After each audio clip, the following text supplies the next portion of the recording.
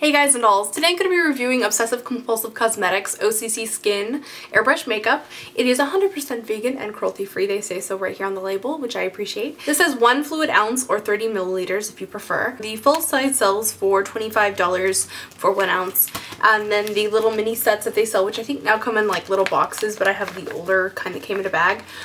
These are 1.5 ounces of product for $30. So you actually get a little bit more product and then you get other shades. This is probably the best way to try it is to get the minis, because that way you can try a few different colors, because more than likely you'll have to mix shades to get your exact match. Also, if you are a makeup artist, then you know, if you get 2 of these sets, you have all the shades. So they have, you know, all the skin tone shades. I have all the red based ones and the full sizes. I bought the little yellow set, so half this was sent to me by the company, half this I purchased myself, so yeah. Anyway, they have all the skin tone shades. They also sell like the primary colors, like, you know, yellow and blue and red, and then black and white.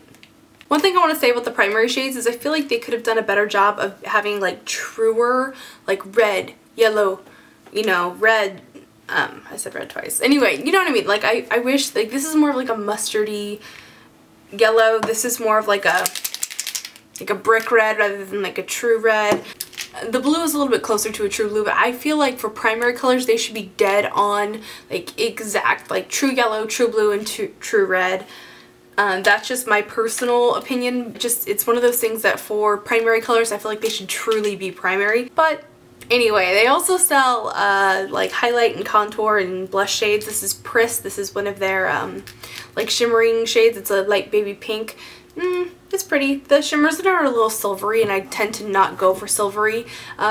This kind of reminds me of like a less obnoxious version of what's it called?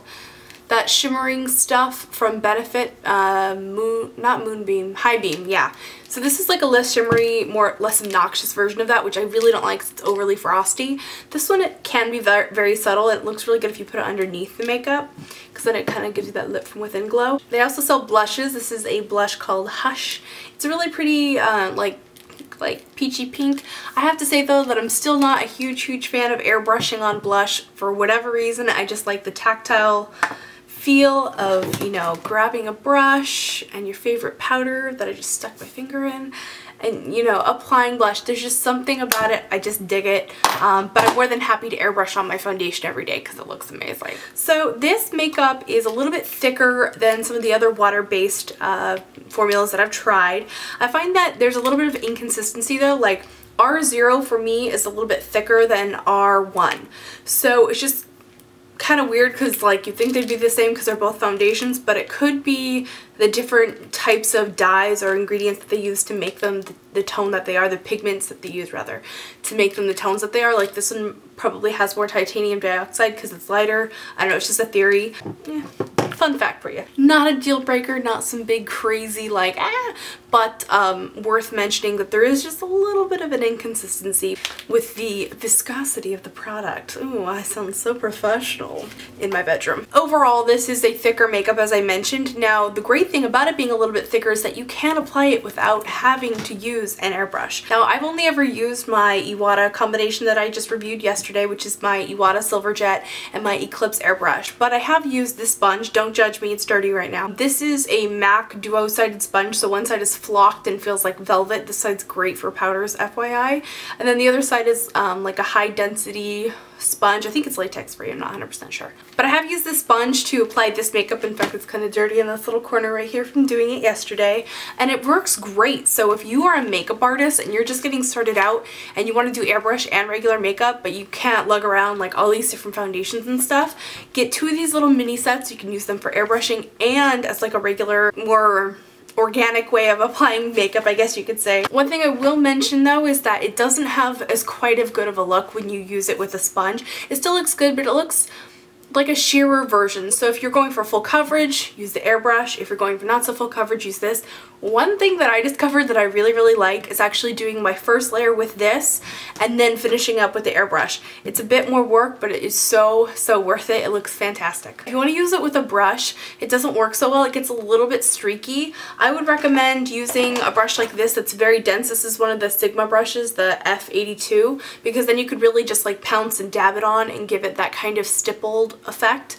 that would work well, but when you try to like do this kind of thing, it gets really streaky because the foundation's so thin. Another thing too is as you're mixing this foundation, if you're not doing it in an airbrush, it actually will like get this weird like bubbly look to it, which it won't bubble like on your skin and, you know, look bad or anything, but it's just weird that it like kind of bubbles. It's just a little fun fact for you. Now back to the packaging. It has this label that looks sort of like a prescription bottle, which I think is really kind of cute. It has all the instructions on it, and one thing that they put on their label that I really appreciate is they actually like tell you like spray it 3 to 6 inches away from the face. Sometimes it's kind of hard for me to remember to like hold it back so that I don't do too much. I'm better about it now, but when I first started airbrushing, I needed that reminder. And then it also states on the bottle to use it at 8 to 10 psi. So that's really helpful when you're first getting started out and you're like, I don't know how much pressure to put this on. I've actually blown this out of my airbrush at about a 5 just to get a nice, really super sheer layer, and it worked pretty well. And then it also has a full list of ingredients right here on the bottle, which I find tremendously helpful, especially if you are a professional makeup artist and you have a customer who has an allergy to something. You can look it up right away and see if it's on the label, so that's very helpful. The cap on these is, you know, your standard squeeze bottle. It does tend to get a little messy. You can see I have some spillage. I need to wipe this guy down from using it today. But overall, it just kind of reminds me of like a bottle of like puff paint or something. Does anyone remember puff paint, or am I showing my age a little bit right there? I used to do puff paint sweatshirts when I was in like kindergarten. It's totally awesome. It doesn't look super fancy, but you know, it's very like stripped down and very pro, so it works for me. As I mentioned before, it has little ball bearings in it to help it mix up, as I think all airbrush makeup does, but whatever. This makeup actually has really good pigmentation. I find that the only way to actually make it very sheer is to put it on a very low PSI and be very patient with building it up with my airbrush, or to use it with the sponge as I mentioned before. Sorry, I keep holding up my dirty sponge. I do apologize. The coloring system for this makeup was really easy for me to learn personally. I'm a MAC makeup artist, so you know, I'm very used to that like yellow and red based, and sometimes you're gonna mix them because some people are a little bit of both. And some people have redness in their skin that they want to cover. So this was very easy for me to learn. However, for a lot of us, we have skin tones that are a little bit of both. So I do have to kind of mix shades, and I've come up with this cocktail that works really well for me. It does require about 4 shades of foundation, just depending on that day. But the results look so good that I can't complain. So what I do is I mix a little bit of Y1 and Y0, which are the lighter shades of the yellow base, and I use them as kind of like a color corrector. So I'll go around my face just in the areas where I tend to get some redness, and today I actually have a lot of redness because I have some broken capillaries. I had a migraine. Fun times. If you suffer from migraines, I think you know what I'm talking about. But anyway, so I have broken capillaries all over my face, so I kind of went over it all over. Like I have some right here. I have them really bad under my eyes, but I didn't want to go too yellow under my eyes because then the blue mixes with the yellow, turns green. It's a lot of fun. Anyway, it's kind of over-explaining, but I go over the yellow base and the red parts of my face, usually the cheeks, around my nose, around my chin. You get the point. So then once the color correction is done, I usually have some makeup left over in my cup. So then what I'll do is I'll put in 1 or 2 drops of R1, which is too dark for me, and then 1 or 2 drops of R0, which is too light for me, mix it together with the yellow base, and I get a perfectly neutral foundation, and it looks great. So that is my kind of daily routine when I use the OCC makeup. This foundation has a semi-matte finish, so it's not completely matte. I find that when I first spray it on, it does look very matte, but if I give it about 4 hours, I'm pretty shiny. I have kind of fun times skin. It's sometimes really oily, sometimes really dry, sometimes both at the same time. So for me, I was very shiny by about 4.5, 5 hours. Now I've been wearing this foundation for about 6 hours. I started it out with a combination that I just described. Then I used Purely Cosmetics Diamond Finish Powder to set, and then for blush, I used a combination of MAC's Strata blush, which is a great contour color, and then this blush from Cargo. This is their, they call it highlighter blush highlighter, I don't know. It's gorgeous and I love it, and it's my favorite and I love it, and I think I've said I love it like 6 times, so I don't care because it's pretty. And then, you know, went about my business, went about my day. I filmed another video, and then I took a break, ate lunch, and then after lunch, you know, I had to kind of fix up around my mouth, brush my teeth, so I had to kind of do some, I'm getting blown up on Twitter. So I had to do some like touch up around my mouth. So I used my mineralized skin finish from MAC to take care of those touch ups. Also, as I mentioned, I have those broken capillaries, so I needed just a little bit of help in the coverage department, which I wouldn't normally need, but I have all this redness poking through my skin.